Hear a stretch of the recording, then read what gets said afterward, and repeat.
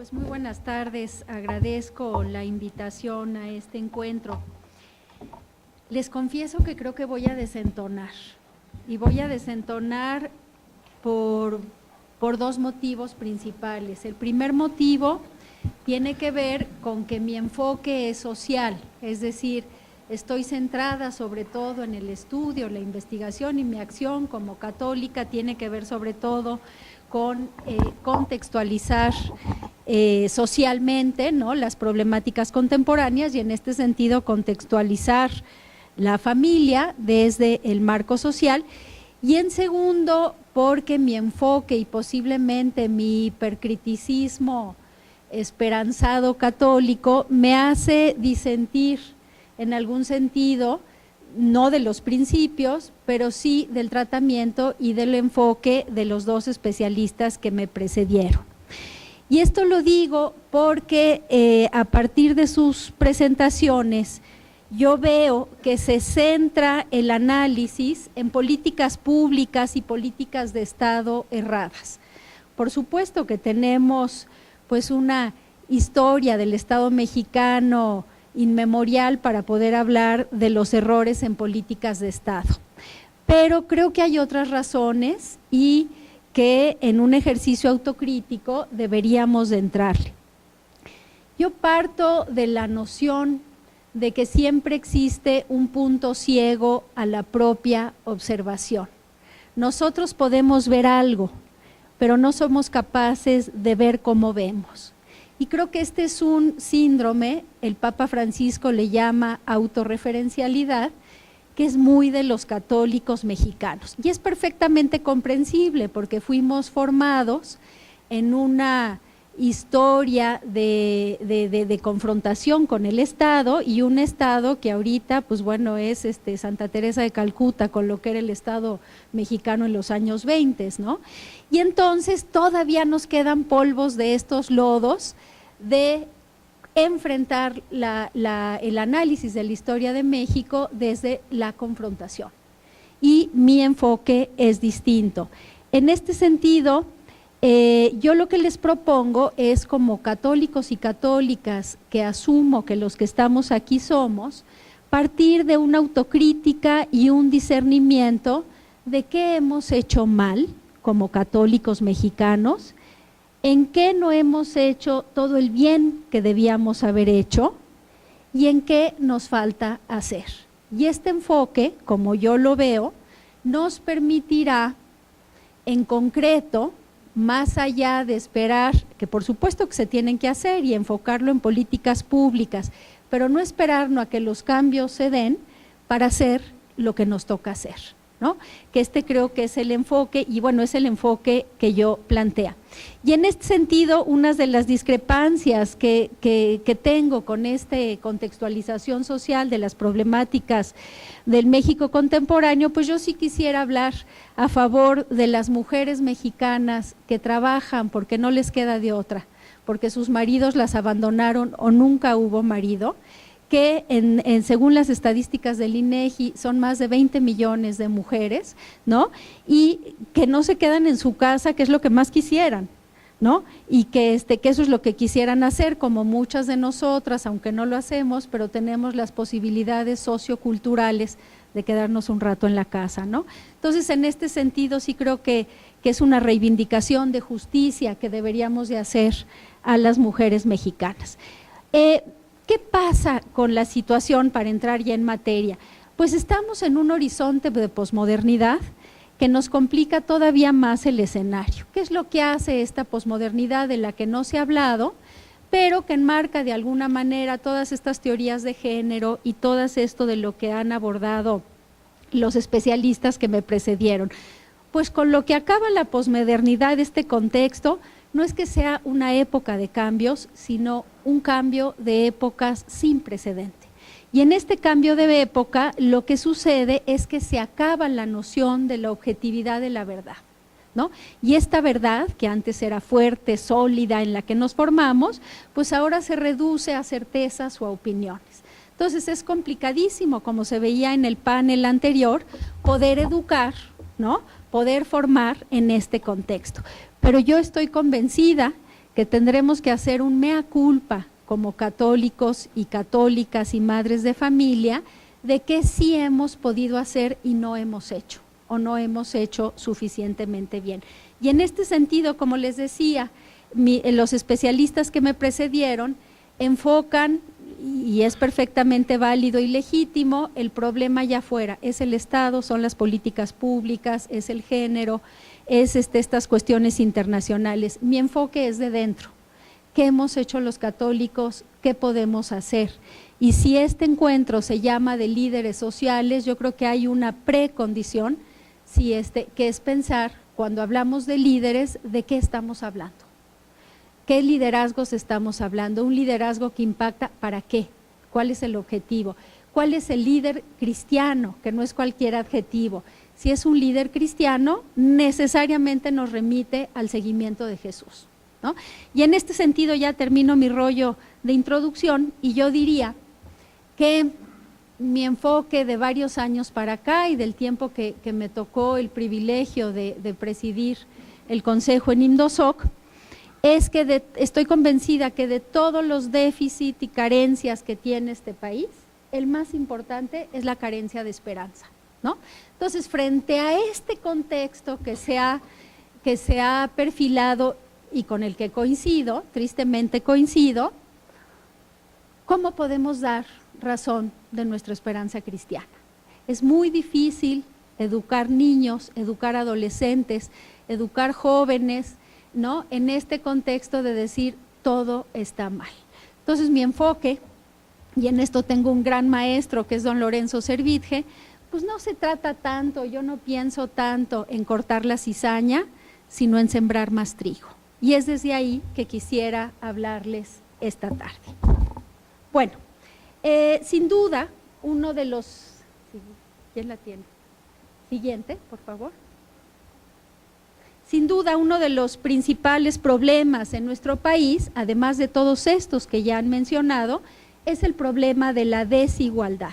1 de cada 2 personas vive en pobreza, afirma el informe reciente, acaba de salir, sobre la desigualdad de Oxfam, mientras que de manera contrastante el 1% de la población concentra el 43% de la riqueza, ¿no? Y hay que decir que este es el marco, este es el contexto que está donde están metidas las familias mexicanas, incluso las católicas. O sea, para hablar de la familia tendríamos que pensar en este contexto de desigualdad fundamental. México es la 14ª economía del mundo, pero el 48% de las escuelas públicas no tienen acceso a drenaje y un 60% no tienen computadoras que funcionen. Bueno, y muchos de ellos no tienen profesores que quieran funcionar, ¿no? Entonces, la realidad en este sentido es desafiante, es muy compleja. Entonces, para enfrentar los desafíos en este y otro campo, por ejemplo, el desafío ecológico, que ha cobrado importancia no solo por el horizonte de la posmodernidad, donde lo ecológico, incluso en una lógica, podríamos decir, medio panteísta, llama la atención, sino porque es la única posibilidad que tenemos, ¿no? Es la única casa que tenemos y la que vamos a tener que vivir. Cuando presentamos Laudato Si el mes pasado, decía el doctor Sarucán, que de ciencia sí sabe, que nos estábamos gastando 2.8% del planeta, o sea, 2 planetas y medio, nos estábamos gastando en este manejo irracional de los recursos naturales. Entonces, ¿qué es aquí la novedad? Que no es novedad porque está en el Evangelio, pero ¿cuál es la novedad del enfoque?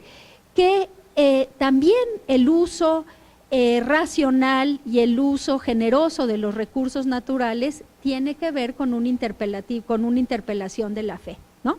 Hay una indiferencia ciudadana frente a estos problemas. El Papa Francisco nos llama sociedad de mónadas, ¿no? Dado que el individualismo ya está en esta fase de hiperindividualismo y lo que nos pasa en la sociedad es visto como ajeno. Como no quiero abusar del tiempo que me han dado, aquí ya va la siguiente. ¿Quién tiene la imagen? Porque estamos desfasados. Ah, este es el control. La flechita. ¿Cuál flecha? Ah, ahí está. Ya, perfecto. Bueno, entonces hay esta indiferencia a estos problemas, ¿no? Y una falta preocupante de organización social.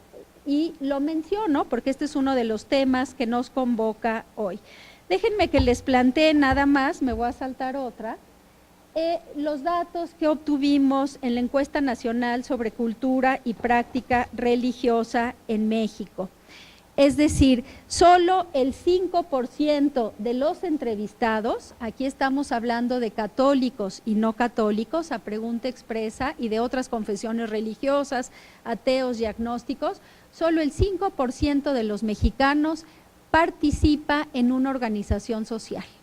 ¿Y qué quiere decir participar o colabora? No que esté constituida ante notario público, que sean socios, que tenga un cargo en la Unión Nacional de Padres de Familia. No, lo que quiere decir en este sentido es o que están involucrados con su organización de vecinos o que participan, como nos mencionaban anteriormente, en la escuela de sus hijos y que se interesan cómo va. O sea, solo el 5%. Pedimos, cuando hicimos la encuesta a Ipsos Bimsa, que nos pudiera desglosar los datos específicamente para los católicos y católicas mexicanas. ¿Y qué tenemos? Que solo el 6% de los católicos mexicanos, siento decirles que los presentes estamos dentro de la estadística, solo el 6% de los católicos mexicanos tenemos una participación social. Se los pongo de otra manera, para el 94% de los católicos mexicanos, el 94% de los católicos mexicanos no creen, no consideran que el compromiso social es constitutivo de su fe. De ese tamaño es la bronca que tenemos enfrente. Entonces, en este sentido, esto nos vincula con el tema central de este encuentro, que es el tema de la participación social. Y aquí creo que también, y así como se ha mencionado los nombres explícitamente de partidos políticos, pues creo que no habremos que eufemizar. Muchos de los panistas, ¿no?, que llegaron, o sea, cuando el PAN llega al poder en 2000 y luego en 2006, muchos de estos católicos bien formados fueron los que se pervirtieron en el poder. Y esto, y digo porque era más claramente que habíamos católicos en el PAN, y por eso es que lo menciono, aunque hay también en otros partidos políticos. Y esto creo que nos da elementos de sobra para pensar que tenemos que ser autocríticos con lo que estamos haciendo. Claro que el contexto externo, político, del Estado mexicano y internacional está del nabo, o sea, eso nadie lo duda. Pero y los católicos estamos del nabo también, ¿no? Entonces, en este sentido, ¿qué es lo que podemos hacer para esto? Miren, otro dato devastador, el 59% de los entrevistados afirma que es posible hacer cosas que le beneficien personalmente a sabiendas que está perjudicando al país. Y esto va desde el plano ecológico de que yo tiro mi basura y no reciclo, hasta decir hago una tranza que sé que alguien va a tener que pagar el costo, ¿no? Bueno, en un zoom de la encuesta por regiones, ¿no? Ah, caray. Hijo, soy lo peor para esto. Te lo puedo pedir y te digo porque sí soy preconciliar en lo que se refiere a la tecnología. Solo en la tecnología. En un zoom de la encuesta lo que dice. Bueno, gracias. Entonces, para la región centro de este estudio, ¿no?, sobre capital social y participación, es decir, el Distrito Federal y zona conurbada, solo 6% de los entrevistados afirmó participar en esta organización social. ¿Dónde va mi pregunta? Y luego nos extrañamos de los políticos, de los presidentes, de los secretarios de Estado que tenemos. Y luego nos extrañamos de quienes están tomando las decisiones de política pública. Yo me voy más para atrás. ¿Cómo nos hemos formado?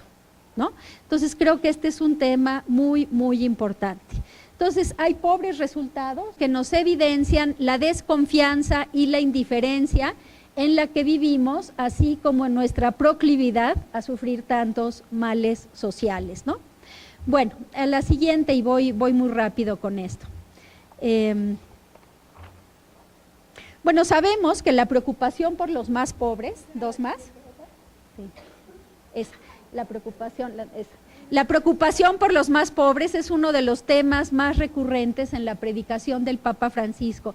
Yo sé que el Papa Francisco no acaba, está entrando con calzador a muchos de los católicos y específicamente en México, pero hay que decir que lo que dice el Papa Francisco ahora no es otra cosa que el Evangelio y no es otra cosa que el magisterio social de la Iglesia Católica. O sea, no hay nada que sea novedoso en ese sentido en lo que está planteando el Papa Francisco, ¿no?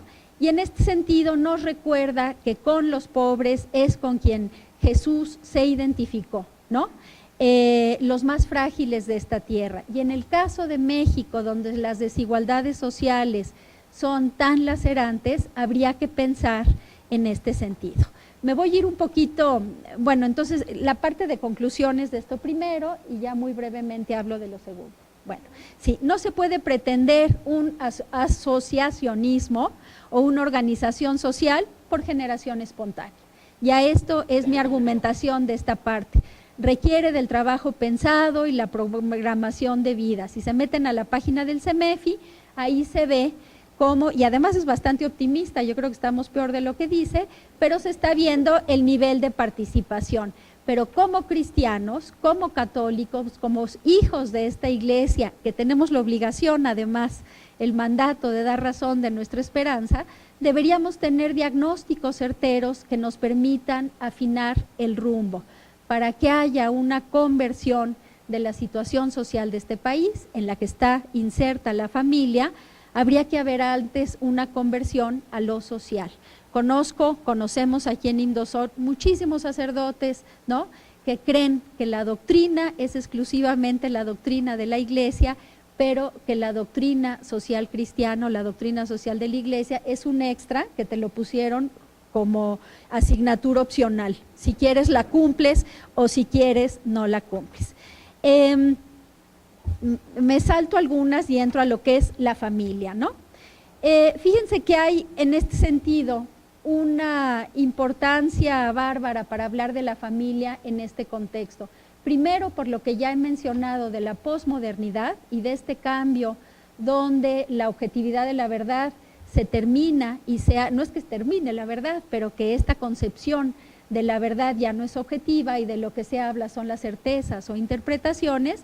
Pero por otro lado también el tremendo cambio sociodemográfico que hemos experimentado en México en las últimas 2 décadas. Esto donde la familia monoparental y la familia nuclear tradicional como la conocíamos ya no es ya no es la lógica, ¿no?, sino es más bien la excepción. Y en este contexto social, con todas estas razones que ya explicaron y que nos preceden, es importante. Termino nada más con el tema en relación a la familia, luego les dejo esto y mejor me hablo así, que tiene que ver con una cuestión que me lleva a mi segundo argumento. El primer argumento es, vamos a sembrar más trigo, vamos a ver qué nos toca hacer como católicos y hacer lo que verdaderamente estamos llamados a hacer. Y la segunda tiene que ver con que en este contexto, la familia, perdón, déjenme que le encuentre porque ya me hice bolas. Sí, no.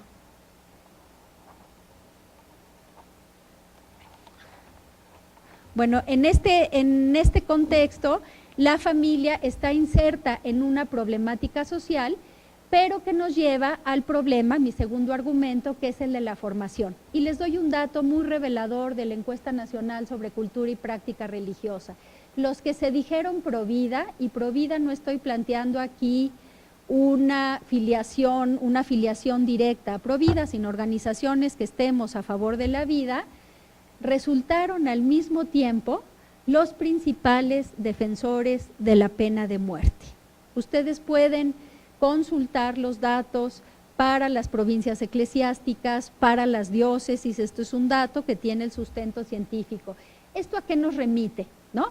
Que se centró el tema que es fundamental y con el evidentemente, por eso les digo, a nivel de principios estoy absolutamente de acuerdo, en la defensa de la vida y no en el aborto, pero se nos olvidó y creo que aquí también, yo lo he dicho con la jerarquía, se olvidó de ver la formación de los católicos para poder entrarle a la formación de la familia en todas sus etapas. O sea, la defensa de la vida es la defensa desde su concepción hasta su muerte natural.